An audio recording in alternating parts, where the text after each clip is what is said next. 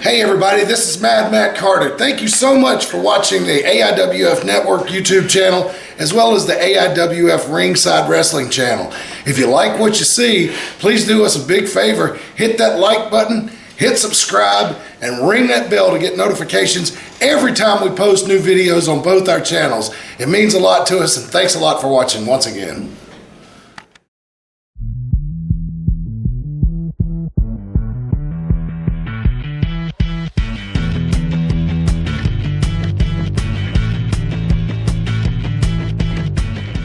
I am the Professor Rick Del Santo. Of course, we've got a very special guest here today in Kaizo. Kaizo, what's going on? Hello, this Mr. Del Santo. I am Kaizo, for sure. Yeah. Well, I'm glad to finally have you here. As I love to have a lot of the young talent here from the area, Paradise Alley Pro Wrestling on. Try to give them their first platform. I'm excited to have you here. It's an honor, I suppose, to have someone such as your stature. I've been watching you for quite some time. You've been working a little less than a year, would you say, as an active competitor? Yes, I would say less than a year. Yes. Yeah. Okay. Now, how did you get interested in the wacky world of professional wrestling? Okay. So were you a fan growing up? I know you're relatively a lot younger than someone such as me, but okay, let's not do that much younger. Like, come on, let's add some positivity here. Let's add yourself. All right.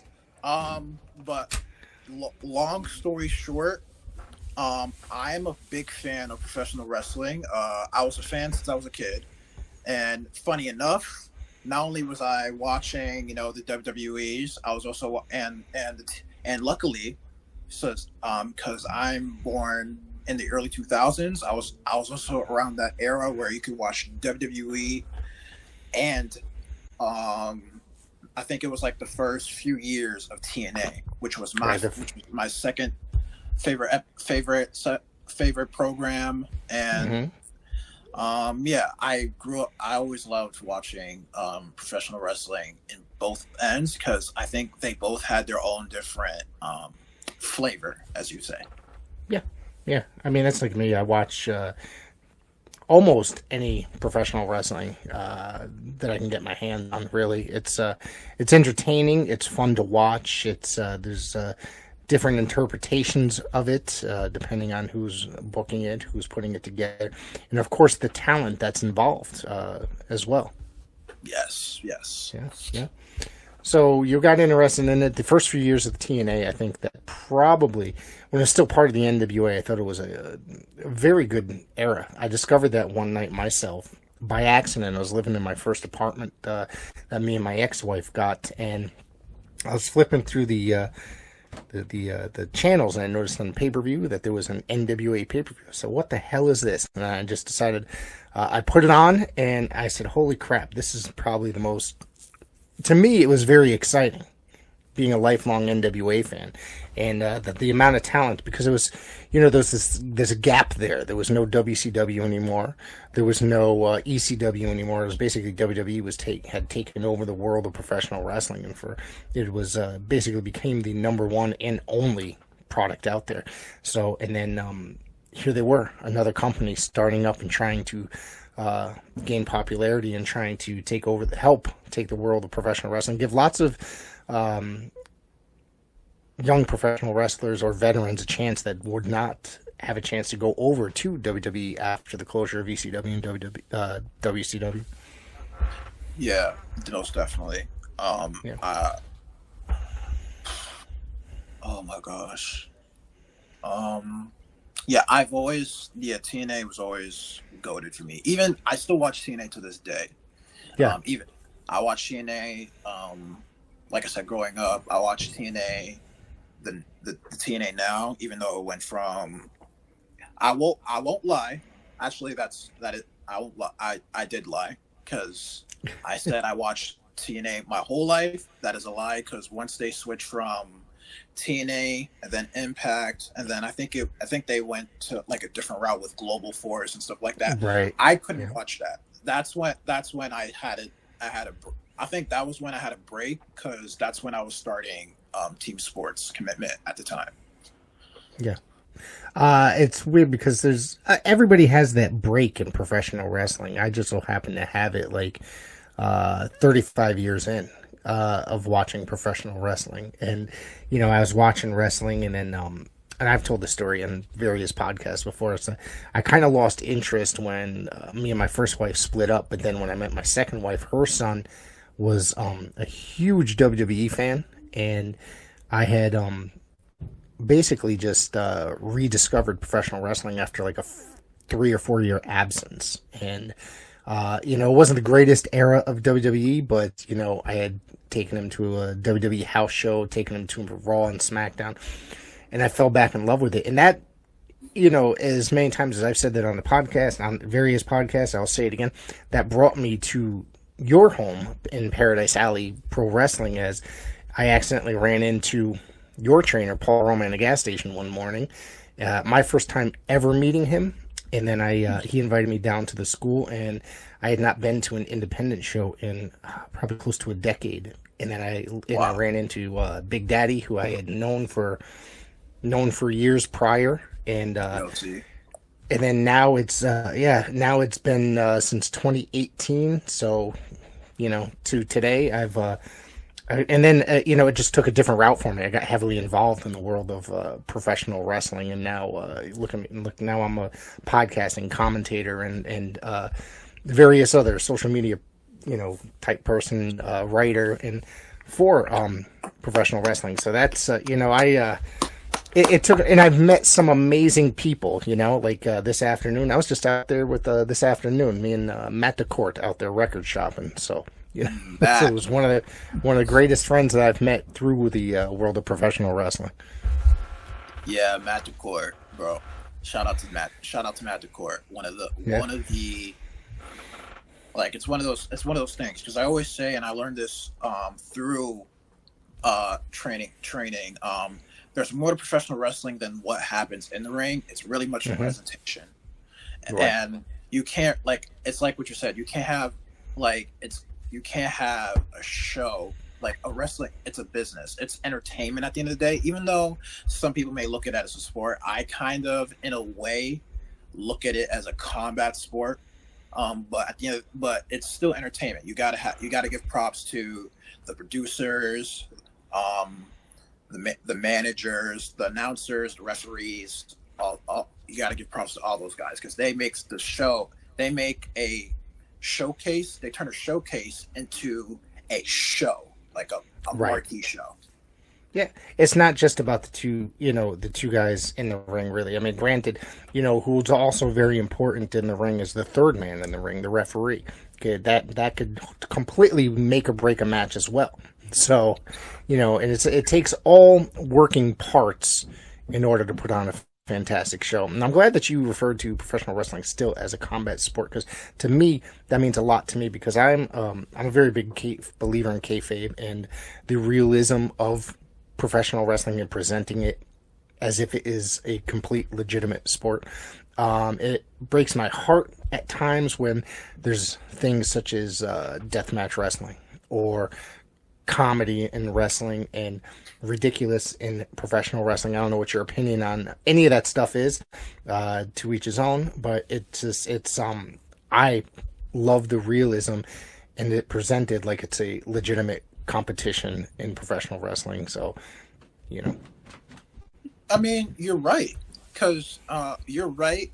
As far as my opinion when it comes to comedy or deathmatch per se, I can't say I hate it, but it's definitely not what I turn on my television for. Mm-hmm. But like I said, once again, it's entertainment at the end of the day. You gotta give props, because at the end of the day, you can't have, like, say, with Raw, for example, you can't have 2 hours. I mean, you could, but you can't really have, if you have 2 hours of TV time per se, if you cut out, commercials and stuff, you have to give, like, the people a break, because people are that's why, like, I even in independent wrestling today, we have intermission because you can't have people glued all the time with every match. You got to give them chances to use the bathroom, or not even use the bathroom, like also get a detox as well. Because, you know, because we can only handle so much. Like, our eyes can be glued to only so much contact. Like, even me, when I study film, like, and I'm when I mean film, I mean like I'm watching like 60-minute all Japan wrestling matches, and even though I'm amazed by stuff like that, I got to take a detox. And I say that not because I need a detox from that, but really because usually, and no offense to anybody else, but I'm the type of guy who will be watching wrestling, and it could be like 12 or 1 o'clock in the morning. So my attention span may not favor into wrestling stuff like that, but I still will. And like I said, comedic and stuff like that, everybody plays a role in wrestling. Like, one big example I like to bring up: Ron or R-Truth, Ron Killings. Because who's a brilliant man. Don't get me wrong. I've literally watched him since. I mean, I've seen him in XPW. I've seen him in NWA Wildside. This is all before his WWE peak and his TNA peak. You know what I mean? So, yeah, and like it's like what you said. Like when I watch, I remember watching. Well, I think at the time he was like going through different names, like Kid Quick or something, like different stuff. K Quick, K Crush. There was a couple others out there. Yeah, I'm trying to remember. Yeah, but I still was fascinated by what he was doing, and like I was fascinated. Like I did a big pop. Like when he won the the NWA world champion, a big pop, because I think he was, even at the time, I'm all about equality, but at the end of the day, like he was one of the first African American champions at that time. Absolutely, absolutely. That alone is a big deal to the culture. So when I look back at stuff like that, and then I look at what he's doing now, and you're like, it's way past the 180, but it's still entertaining at the day. I love seeing his comedy work. Like I'm not the biggest fan of it, but I still get a chuckle or a laugh at it, so I can't be mad. I think that for somebody like him, he's going to crack you or get you to break character or make you believe in his character, as just because he comes up with just like one-liners that'll just really throw off even the non-believers in the comedy style in a way as well. Yeah, and like he's doing it, and what I like what he's doing with it is he's keeping it out. I kind of like how he's doing it outside the ring, because it brings that attention to, like I said, like everybody needs a detox. You can't have 2 hours of in-ring work. Not everybody's gonna keep their eyes glued to the ring 24/7. Like sometimes especially with a crowd, sometimes you got to make them pan to the Titantron and like see what's going on, because that's the stuff. That's the stuff that actually builds storylines. You know, you see the backstage brawls, the abductions, you know, stuff like that. It all matters. Yeah, everything that happens in between. Now, my next question is, I want to ask you about your trainer, Paul Roma and Mario Mancini. How did you come across these two gentlemen? How did you come across the Paradise Alley Pro Wrestling training facility? Well, research. that's the biggest thing. So when I found out about Paul, so first things first, like I said, research. I found out through Paul Roma and Mancini. So I was looking up wrestling schools, and I was looking through stuff in my area. I live in the Stamford area of Connecticut. Okay. Another reason why, and that's once again, far out. Yes. Yeah, but at the same time, it's another reason why it kind of add more love to wrestling, because the amount of times I pass by the WWE headquarters and I see that logo, Yep. and like every time I'm like, one of these days I'm gonna be a part of that. I always say it. But when I found out about Paul and Mario Mancini, it was through research. Obviously, I didn't approach them. I didn't call them. What I actually took a chance on was they had a show, an independent show going on. I think this was King of Paradise 2022, because I believe that's the one where Baylor won, right? Yes. Was that one at the training facility still, or was that at the JCC? No, I'm trying to remember. I think it was at the training. Okay. Yeah. So, I went there, saw the atmosphere, and I was like, wow. And I was hooked in every match. I had my phone recording, like I was. Shout out to Don Kincaid and Fogman. I had my phone. I had my phone now recording every match, like I was them, and I was like, and there was that, but I couldn't post any of that stuff because I was just watching, taking notes and seeing what goes on, what's different about independent compared to the mainstream. You know what I mean? And I loved it from there. And I got a chance to hang back and see the guys. The guys were cool. Especially guys like Marbury. I think I met Marbury before he was Jermaine Marbury. He was cool. Yeah. Kevin Kidd. I met a veteran. I even met the original Battle Academy. They were cool. Shout out to Hunter, Jake, Lorenzo, Skylar.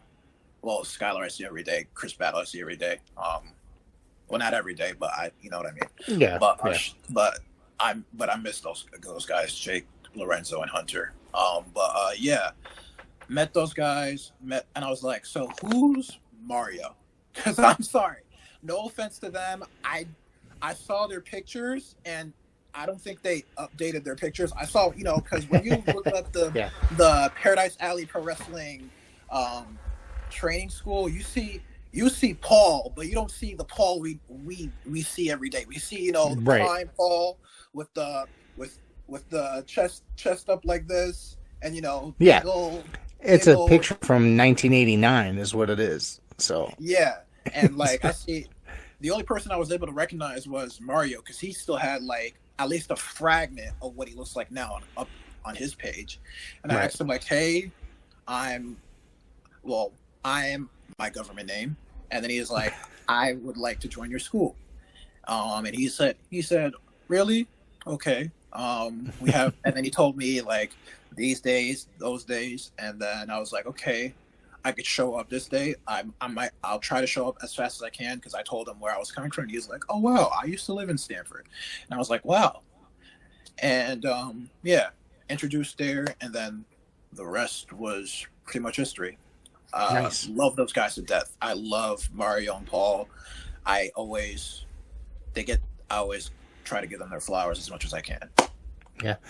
Growing up, I was a huge Paul Roma fan. And I don't know. And then to get to meet him and know him on a personal level now, him and both Mario, it's kind of an amazing feeling. You know what I mean? To sit there and be able to have conversations with them. Because when I was growing up, I was going to the New Haven Coliseum, which is literally was behind my current job, my office now. It's a parking lot now, but the Coliseum used to be there. I watched it from my job get destroyed, the Coliseum. So when they imploded it, but I used to go there and I used to see Paul and Mario all the time. My first was WWF TV taping in 1988.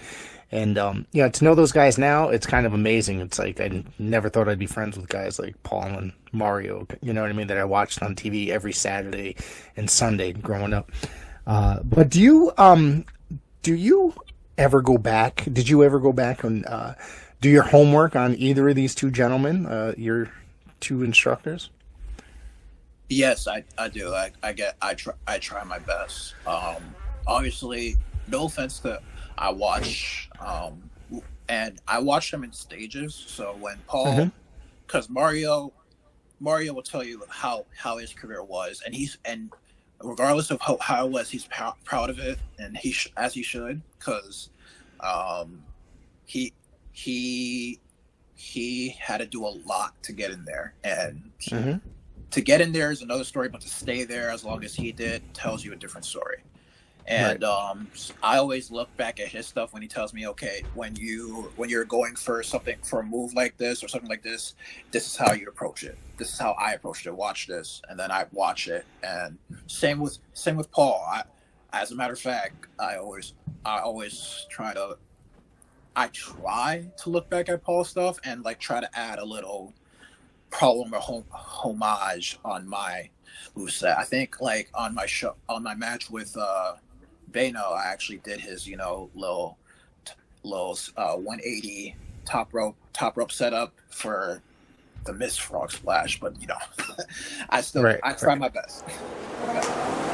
Jimmy Valiant, Boogie Woogie, legendary Boogie Woogie. Wait a minute, baby. Wait a minute. Hang on. What are you doing around Who was that calling you, brother? This is our neighborhood. You done made a mistake. You should be retired, Boogie. Wait a minute, boys. Let me take a bite of my king dog. You say king dog? King dog? Is that what he said?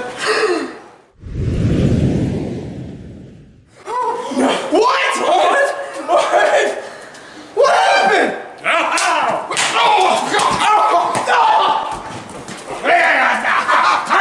Come on, boy.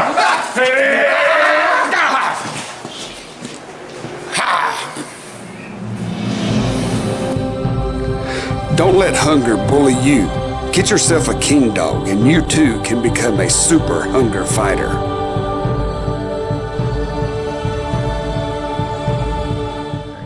So you talked about studying tape earlier, and you mentioned All Japan. You're watching current All Japan, old All Japan, mix of both? What are you doing? Primarily right now, I'm watching old All Japan because one of my good friends who, I don't know if he wants to be mentioned, but he knows who I'm talking about if he's watching this. He put me on to a very prominent figure in All Japan Pro Wrestling. Sorry about that. And a man named Dr. Death, Steve Williams. Legend. Absolute legend. Yeah, absolute legend. And I always watch his stuff. I always watch, the Pillars, the Kenta, and Kobashi. Let me say that because there's another wrestler named Kenta, which I don't know. Right. Yeah. I always watch those guys because their style is similar to mine. I've always been a big fan of strong style because that to me is what adds the realism to professional wrestling for me. I've always fell in love with that style. And when I talk about strong style, I'm not talking about the one we see today because everybody talks about the strong style is today is just a bunch of big guys doing chops a million times. No, like I'm talking about like real King's Road style wrestling. And and kudos to those guys because they go at it. They're like my size or like like 250 pounds, and they go at it for 60 minutes. And right now I'm struggling to do more than 30 and just in practice matches. So good kudos to them because I always look at those and be like, okay, this is what I want to be and maybe put my own flavor to it. That's why I'm looking at their style and trying to add something to what I like to call Haitian strong style. Okay. How did you come up with this? I'm assuming that is your background. Yes. Background? Well, even though it's blurry, you see that. It's okay. Obviously I see. I got you. Yep. You can also see the Haitian flag. I only have it blurry because my room's dirty right now. I just did laundry. You're good, man. Yeah. But yeah. So even though I won't tell you my real name. Well, you know my real name, but I won't tell the fans. I'm known as Stacks in one world. Yeah. But in this world, in the world that they see, I'm known as Kaizo. And Kaizo, long story short, is the Haitian Hellfighter. Now, a Haitian Hellfighter, can you look that up and find it? No, because it's specifically made for me. A Haitian Hellfighter is pretty much a pit fighter someone that grew up a pit fighter, and he grew up under the tribes of ancient Haiti, like Haiti back when it was doing the same Haiti that had the revolution and stuff like that. And yeah, he grew up. Well, Kaizo grew up under the ancient Haitian tribes. And long story short, he had to fight a lot of different warriors to get the name the Haitian Hellfighter. And the Haitian Hellfighter is pretty much the top rank in any warrior status you can get. I can, like, when you're the Haitian Hellfighter, you can go. You don't have to go under anybody. You go through. You go through any rank. It doesn't matter. General, soldier, lieutenant, goes through all those guys, all those ranks, because the Haitian Hellfighter is not something not only you earn, it's something you fight for. Right. Right. So you decided that you would mix a little bit of, like, say, a shoot style or shoot fighter, scientific fight, wrestling fighter, strong style, like you mentioned. So you're taking a lot of that and working it into your character, which I appreciate. I love and appreciate the character. I'm not gonna. I was talking to, and I'm sure a man that you're familiar with, Uncle Lotus, earlier today, and we were talking about how we appreciated the style, because there's a lot of realism to it, and it's you don't get a lot of, if you I don't know if you're familiar with, like, say, the UWFI that was part of, like, in Japan in the early 90s. I haven't watched a lot of it, but I know what you're talking about. Yeah, I was a huge fan of it when it was around, and it was, it mixed, it's shoot wrestling, and it's like, your character reminds me of something that would be in that. It was basically all submission or knockout. It was still a work, but it was, it was basically, there was a point system, submission, grappling, stuff like that. And I appreciate that. And as going all the way back to the beginning of this conversation, how I appreciate the realism and such like that. And that's what your character reminds me of, is the realism, and that it brings some of that we don't see in professional wrestling all that often anymore back to the modern era of professional wrestling. Thank you so much. I take pride in that. Thank you. That means a lot coming from you, who's probably met a whole bunch of guys that know a lot more than what I do now. But thank you so much. Yeah. Long story short, I try my best with stuff like that, because I admit I do watch film, but a lot of the stuff that I do I've done in the past, because growing up as a kid, my first sport was martial arts. It wasn't basketball or football. It was what kind of martial arts was it that you were doing? Specifically, my first one was Taekwondo, and I didn't really go in there as I already was a fan. Like, I grew up watching, like, martial arts movies, but I never really got into it. Right. I went into Taekwondo because I needed to learn self-defense. I won't say why, because that's personal, and I'm not trying to put anybody in a bad mood. So, but long story short, I had to learn self-defense when I was like 5 years old, because I was under some bad apples, per se. Yeah. Yeah, we all go through that. We all go through that when we're younger. You know what I mean? Yeah. So there's always a reason that we have to. That's how I got into wrestling, not professional wrestling, but I wrestled in school, and so that's how I kind of got interested in that. And I'm some people don't realize I can probably shoot on them, but I don't. You know what I mean? So some people don't realize my athletic background because I never talk about it. I mean, I've mentioned it on the show here and there, but I've very few people know about it in the world of professional wrestling that I've spoken with, and they're kind of amazed. And sometimes I've been invited to perform in the ring, but it's been so long since I've not perform in the ring, but work out with y'all. But You know, it's been, I'm a little too old for that, and I'm still, like, immensely out of shape. It'd take me a little while to get into shape to get the, to get into the ring, you know? Oh my gosh. Oh, I'd love to see it. I'll know. I don't care where it is. I'll be there. you No, you not text at me- almost, not you at almost text me, 50. I'll I'm be not,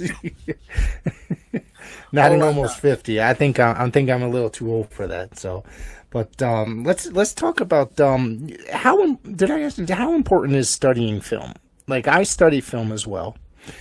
You know, as a commentator, I listen to the radio, trying to work podcasting and radio, my radio career a little bit better. But as a commentator, I go back and watch a lot of professional wrestling commentators that I grew up with in the 1980s that I hold high up here, such as these might be names you're not familiar with, but guys like Bob Caudle, who worked for the NWA in the 80s, 70s and 80s, excuse me. Bill Mercer, who worked for World Class in the 70s and 80s. And I mean, you know, Tony Schiavone, who's now with AEW. You know, I grew up watching him in the 1980s. Like, he's one that I go back and watch. And, you know, there's just a whole... I feel that tape study is very important because it's a way, especially, you know, as a commentator or even as a professional wrestler, it's a way to learn how to get better and watch. You know what I mean? I could learn how to say something in a certain way and show, oh, I'm supposed to show emotion here. I'm supposed to do this and that, blah, blah, blah. Say, you know, oh, and then, of course, I don't know, I'll steal somebody's line. I was like, that's a really good line. You know what I mean? I write it down, and then eventually you'll hear me say it on one of the Coliseum videos or wherever I'm working. It is important to watch film because, like our trainer always says, I don't know if I'm going to say it word for word, but he always says, what happened in the old days can be brought up as a new way, or something like, oh, not that. It was something like, what was old in the past can be new in the future. Right. Something as far as that avenue, like, you Right. know, bring, like, because just the other day at training, he brought up how, like, if you could still have basic stuff, but you could add your own flavor to it, and then it's like, oh, what was that? And it's like, in your mind, it's like, I just did the same thing I always do, just a different way. Right. But yeah, film study is extremely important because even my MJF, who one of the most talked about names in wrestling today, he talked about how if you're in the game of professional wrestling, if you're not watching those who did it before you, or you're lying and saying that you don't, but you actually do, you're kind of screwing yourself in a way, because you've got to see what you've done it. And even Paul, and I'm gonna bring up Paul again because I love him, but even Paul, I think when he told me he started professional wrestling, he didn't know what professional was at first. Like when he got into that locker room, or when he got into professional wrestling, it was because somebody told him, like, hey, you have the body for it, because obviously he was doing bodybuilding at the time, and he's like, you should be a part of this, and he had no clue what he was getting into, and he didn't care for it. I've heard him in interviews, and he hated it. You know what I mean? He thought it was, you know, it's fake, it was bullshit, but I think he ended up, hey, this is a way to make great money, and he loved it. He ended up loving it and made some great lifelong friends. You know what I mean? I mean, yeah. And it's funny because, like, and it's one of those things which is why your words can only mean so much at that time compared to the future. Because how funny is it that the same guy who started off professional wrestling not knowing what it was, saying it was bullshit, like you said, is now a trainer, one of the head trainers in one of the most promising professional wrestling schools, not only in East Coast, but in my opinion, in America. In my opinion, right. Yeah. I mean, it's, to me, it's one of the best. And, you know, I've, like I said, it's near and dear to my heart. Those two guys are, you know, I love them, and I love going to the shows. I love going in there to hang out just on a random, you know, weeknight or whatever. It's been a while, so I'm going to have to make my way down there. So, you know, but yeah. Tell me about some of the people that you've worked with there. There's a lot of really great students that you've worked there. There's a lot of really, great fellow professional wrestlers that you've had the opportunity to work with. So let me start off with this one. You mentioned somebody's name briefly. We didn't go into a whole storyline or anything like that. Let's talk a little bit about Alan Bano. He's trained in Massachusetts, but then he started making his way down to train at Paradise Alley from Springfield, Mass. In the last year, could I say? 6 to 8 months, something like that. I've known Bano quite some time. I had the opportunity to work with him countless times, and great guy. And I think he shows a lot of promises and improved greatly. Yeah. This is shout out to Bano, because he's one of the guys that I always he was a great guy to work with. He gave me a lot, and mind you, when that match happened, that was I think at the time my third singles match. But yeah, he gave me a lot. He already knew what I did, what I like to do, and he gave me a lot. He gave me a great avenue to work with. That guy, Bano, he's a gem. He really is a gem. He really is. So, but yeah, as far as everybody else, everybody's great in their own way. I like to say, like, even though we kind of had mixed feelings about it, but like when you talk about comedy wrestling, who's better at comedy at PAPW as far as Alan Compass, right? And I love Alan, but the character, and I'm going to be honest, and I told him straight up, the first year of his existence as a professional wrestler, the character drove me nuts, and I couldn't like the character. However, I even told him flat out, I said, he was also one of the nicest human beings I've ever met. Now, flash forward a year, the character got over on me, honestly. It's like he does stuff that will make me chuckle, and I'm just like, I'm not supposed to be laughing at this because I take my pro wrestling seriously. But, Alan is, he's a good dude, so. Alan's great. He told me himself, like, he knows it's all about strengths. Not everybody can be, not everybody can be that 2K player in WWE, No, everybody can be that. They're 2K my player. Not everybody can, have every title in the book in their first month.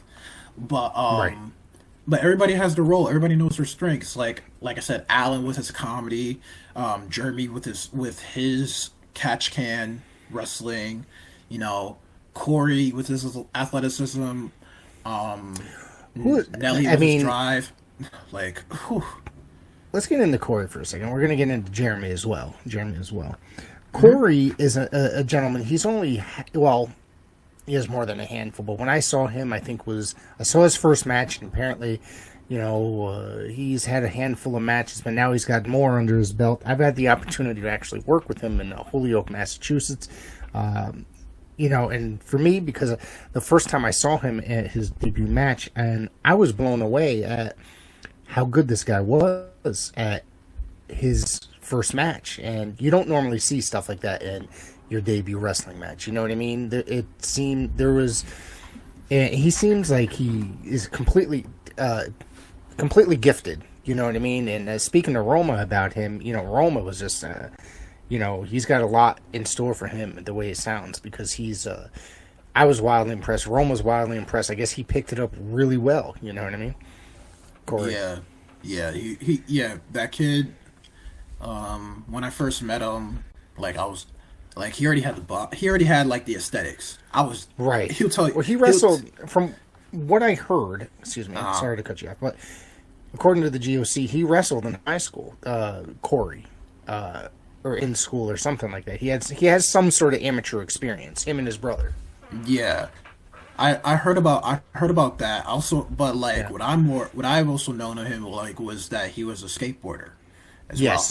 So I think, and it's funny how those two sports kind of worked out for him, because amateur wrestling helped him in a way to understand psychology, and then skateboarding. Well, that just taught him not to be fearless. That's just what wrestling. Yeah, I guess that's what he took from skateboarding. I guess. Yeah, that's a scary sport to me. I mean, I don't have the balance for it.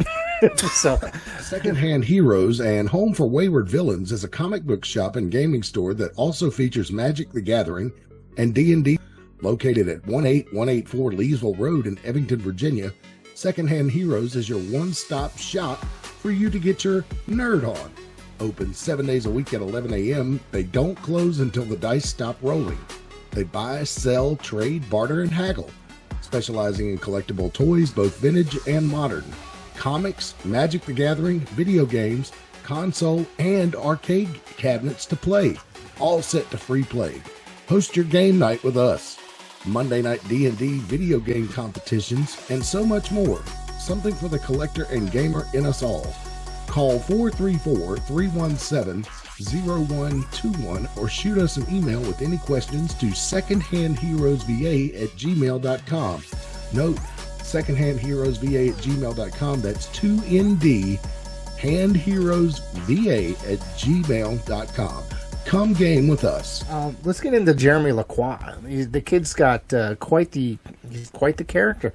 He's got the arrogance, but he can go out there and back it up for the most part. And he will out wrestle a lot of people. And when he's out there, I mean, yeah. I mean, and he's another one. Mind you, when I both met these guys, I was in training with them, and like they both brought something different to the table, but I knew the potential they had. Like I knew because like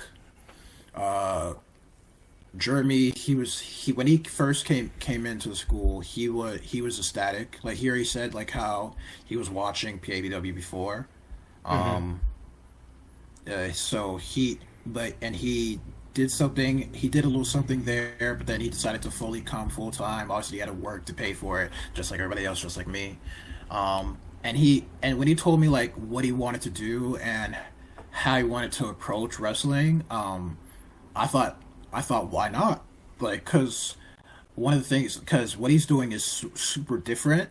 Cause like we always, and that's what makes him such a guy that you need to book. Shout out to Jeremy Lacroix. Like I said, I think he posted something saying like accepting bookings, so check him out. But yeah, and that alone, like he and I talk a lot about like the All Japan stuff, and like while I talk about that style, I'm focused more. You see a lot more strikes for me as far as the grappling goes. That's what Jeremy does, and and it's funny that we always talked about like how we could tear the house down if we had a chance, but I'm sure that'll happen at some point or another. I mean, you guys are constantly working shows now in the area. I mean, he just made his Coliseum debut. Have you attempted to try to get into Coliseum at all yet, or is it your schedule? Or so with Coliseum, with any booking, it's really hard for me to get. It's really hard for me to get into a lot of bookings, and the primary reason for me is travel and work. So, because me, I'm from, like I said, I'm living in Stanford. That's already like an hour away from everything, an hour and a half plus with traffic. But I love Coliseum Pro. I love what I do. I love, shout out to HOP and Sunset, because they all helped me in their own way. But yeah, I'd love to tear it in Coliseum Pro, because I remember talking about Coliseum Pro, like they always talk about how it's a low ceiling, but you're only affected about that is if you're a high flyer. Me, I'm not a high flyer, so to me is like, what, the ceiling? Who needs a ceiling? All I gotta do, no problem. As long as I can reach a guy with my hand, or my foot or my elbows, I'm fine. I don't care. So it's perfect for me. And so shout out to CPW. Shout out to them for real. Ooh. Yeah, HOP gave me my first shot ever as a commentator. So I owe them the world because of that, and I'm very good. I love those guys, Nick and Hakim. And while I'm here, I'm going to mention this on the podcast now. We're doing a wrestling classic next Saturday, the 16th, in Springfield, Massachusetts. Check out the social media, and you'll see the flyer there for me and the HOP. And New Age Wrestling, of course, is going to be on board. We're all there together. So we got 2 tables. We're going to be sitting there. There's going to be lots of New Age Wrestling stars signing autographs, taking pictures, selling merchandise, and just come by and say hello. All right, back to the regular scheduled programming. Yes. You mentioned HOP. I had to throw it out there. Sorry.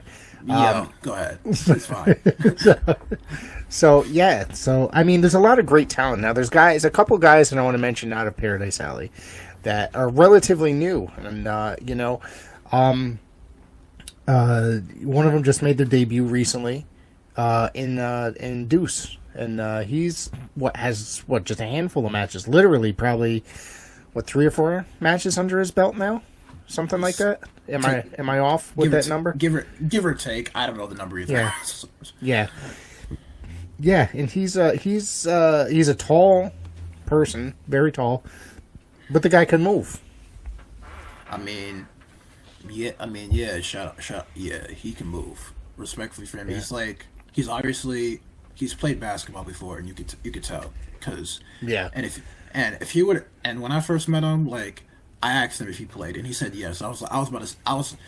And even though, like, height has a stereotype, I swear to me, when I see guys that are like over 6'3" or 6'4", and I ask them if and I have to ask, did you when I first talked to him, I was like, so how many what's your highest career points wise or rebounds wise? And he was like, what are you talking about? He's like, basketball. You play basketball, right? He was like, yeah. I was like, thank God. So he told me. And he told me, and I was like, okay. And because you obviously could see, like, and not only in the ring, but what he does, but obviously in the height, he's got a lot to offer. And athletic-wise, he has a lot to offer. I think he posted a clip of him dunking the other day. And yeah, Deuce, he has a lot of potential. I have the utmost respect for him because I've seen him been dying to get into the ring himself. So seeing him doing it and actually going to be in the ring with him close. Shout out to, once again, speaking of November 16th, Paradise Alley, Mania in Paradise. You better be there. Or else. But I'm gonna ask you about that match now before we go further. But let's ask. One of the competitors in that match is one of the men I wanted to mention as well. And Olgo Nelly, who's, to me, that kid's been lighting it up. He just made his debut over the summer as well. And he's like I said, man, I love this guy. I think he's very entertaining in the ring, and he could really work too. Oh yeah, Nelly, pro. Nelly, another guy. Paradise Alley. Right now, this is probably one of the best classes I've seen in quite some time out there. You know what I mean? It's just, there was the class where it was Flash, Kylon, and then the class where there was the original Battle Academy, and then now there's all you guys out there, and I'm just like, man, you guys, like, there's just something special there with this group of people that are currently there. Me and the enforcer Kevin Saban talk about it all the time. Well, yeah. Because we all, like, oh my gosh, it's a pleasure. It's always a pleasure to get into the ring with those guys. Not in the ring, to train with said guys, because you have to be athletic to be a professional wrestler. Right. Like, we're now in an age where, no offense to the golden era or the attitude era, but it's more there. And I'm not knocking down anybody. Obviously, I love bodybuilding. I'm trying to get some I do bodybuilding in the gym when I try. But we're in an age now where physique can only carry so much. Like, I've seen a lot of guys in the ring, like, there was very few guys that had the body, but they also had the athleticism. because I can never, because I remember guys like, I don't know, Scott Steiner. I don't know if he did bodybuilding before he was a professional wrestling, but that I don't know about his pre-wrestling career, but he was always ripped, but then got even bigger and bigger as the years went on. So yeah, Big Papa Pump. We already know the story, but we're in an age where bodybuilding, professional wrestling, yes, it's important, but it's all about athleticism now. Like we talk like. Well, if you talk about that class, like the Scott Steiners, the Paul Romas, well, they're athletic, but all those bodybuilding guys, they're great. But now we're in an age where we see guys like Kevin Owens, who, no offense to him, he doesn't have the most aesthetically body in the world. No, but the dude could wrestle, right? But he can wrestle. He could work. Yeah. Same with guys like Samoa Joe, or guys like Ricochet, even though he's aesthetically he's aesthetic, but like he's not like these, you know what I mean? It's about athleticism these days. So you can't. As much as I love the sport of bodybuilding, like you got the Ronnie Colemans and stuff like that.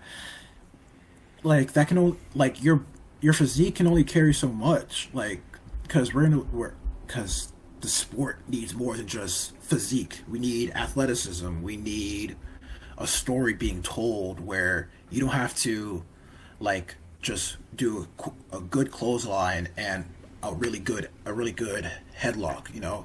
We're past, not saying we're past that, but times has evolved from then. And so but yeah, back to Nelly. He is, because shout out to him, even though I'm going to wrestle him soon, I always give that kid props. One of the nicest guys I've ever met. I had the pleasure of actually going on the road with him to a wrestling show. I won't say because they haven't done us justice yet. But he's a pleasure to be around. You always can tell that he loves professional wrestling, not just being booked, but he loves showing up and making support. Like this guy, no matter, he lives around the same area as me, not in Stanford. I won't say where he lives because that's not my authority, but he lives the area. He lives in the surrounding area. Yeah. He lives in the Connecticut area, but he's willing to make trips to Massachusetts, Rhode Island, Pennsylvania, New Jersey. He's willing to put in the miles, just show his face, show support, and he doesn't. And mind you, when I talk about miles and stuff, he's not getting booked. He's just going there because, in his heart of minds, he's there to show support. Like just the other day, I saw him there in Massachusetts to show. I heard he went to Massachusetts just to show up and gives Corey support in his match in I think it was Supernova. And, that's right. Yeah, I remember he worked there. Yeah. Yeah, and so that kid, he has the athleticism, and he's got this golden heart, and his wrestling character, like go, like it makes sense. Yeah. It's simple, but it makes sense. So yeah. Oh gosh, man. He's another good up and comer. So let's talk about this match. We got a couple more minutes left. Let's talk about this match that you got next Saturday, November 16th. It's a 5-man scramble. Right. Let me just pull it up. And we talked about every one of these guys individually, with the exception of one who's also a very important part of Paradise Alley Pro Wrestling, the Red Lion, Chris Battle. But you're going to be taking on Chris Battle, Nelly Deuce, and Corey Duke in a 5-man scramble. Yep. Yes, I am. I could talk about Chris, but respectfully, do we need to? Because I think his resume speaks for himself. Like, the guy's been in the ring, and he's probably going to talk about it. But like his in-ring experience by himself outweighs all of our experiences, all of the experience of the other 4 guys all together. Like he's been doing it for. He's a guy. Oh my gosh. It's been a long time. You can go look him up on YouTube. Would you ever see the match with him and Bryan Danielson? Oh, I've seen his matches with Danielson, Rhino. I've also seen his matches with him and his brother. You know, the Battle Brothers. The Battle Bros.